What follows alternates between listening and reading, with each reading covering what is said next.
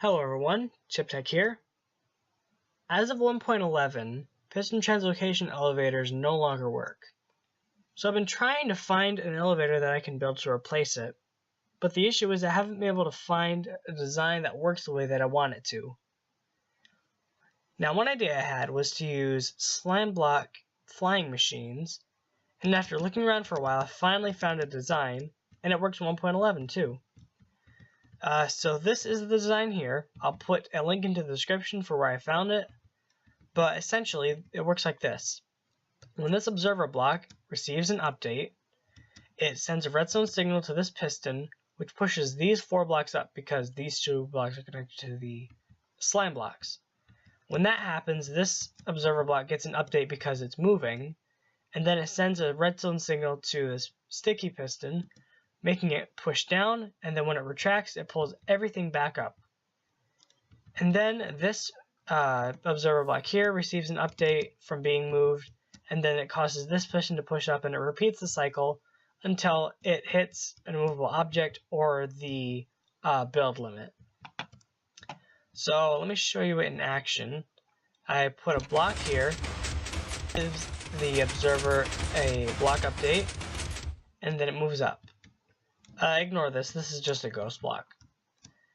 The ghost blocks, sometimes when these things move up they make ghost blocks, but they're not really there, and as soon as they get any kind of an update they'll just disappear.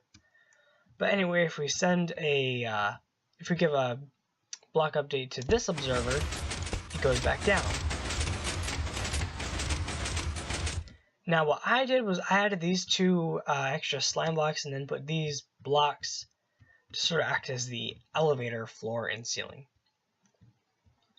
So after that, all I did was I put a case around it, added some redstone, and that's pretty much the entire thing. I'm going to show you it working right now. I'm going to get a villager, I'm going to put him in the elevator. And when I push the button, the elevator starts moving up along with the villager. And once it reaches the top, it will stop. So right now he's at the top, so now we just push the button again, and he goes back down. And as you can see, he's not taking any damage of any kind. He's not taking fall damage, not suffocation damage, no damage whatsoever. And now he's at the bottom, he can be free to do whatever he wants. So the way that I got this to work is I have a button here, and that runs into some redstone. So when I push the button, it sends a redstone signal to this piston, which sends an update to this observer block, causing the entire thing to move up, which I just showed you over there. Once it reaches the top here, I can push the button down here, which sends a redstone signal up through the slabs and into this piston, causing an update to the other observer, causing it to go down. So the redstone is very, very simple, and it's not really that hard to build either. I'd say getting the resources is really the only hard thing, because you do need 6 slime blocks. One small thing is I haven't found a way to make this thing go to multiple floors for just this one shaft. I'm sure there's a way to do it, but I haven't found out a way. I'm sure someone will, and I hope someone does, because that would help a lot. But for now, what I did was I just built a second elevator to the right of it, and that goes up all the way to the top over here. And then you could add a second elevator to the left going all the way up. Really, you can make this go as high as you want, up until the build limit. But anyway, I'm going to show you how to build the elevator itself. So the first thing you want to do is you want to make sure they have an immovable object on the bottom so that it does not go into the ground and get stuck. Because slime blocks stick to any block, really, except for blocks that can't be pushed by pistons. So obsidian works. You can also use furnaces, dispensers, droppers, really anything that cannot be moved by pistons. So what you want to do is you want to place slime blocks in this formation, 2 on top and then 4 diagonally away like that. Now you want to place the observers. So the first observer you have to place facing up, and then the second observer you have to place facing facing down. So there's a 1 block gap in between each of the observers, So in the gap, you want to place a sticky piston facing the opposite direction of the observer.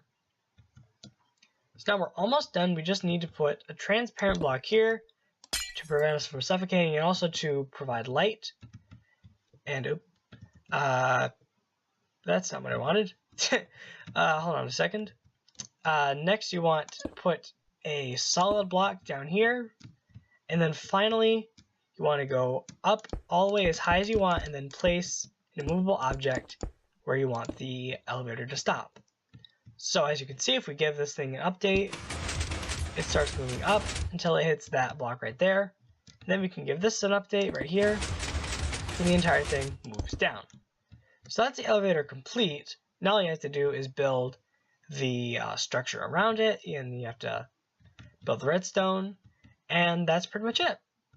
So that's all I have for this tutorial. I hope you guys enjoyed it. I'm really pleased with the design, and I hope that this will get used in the future.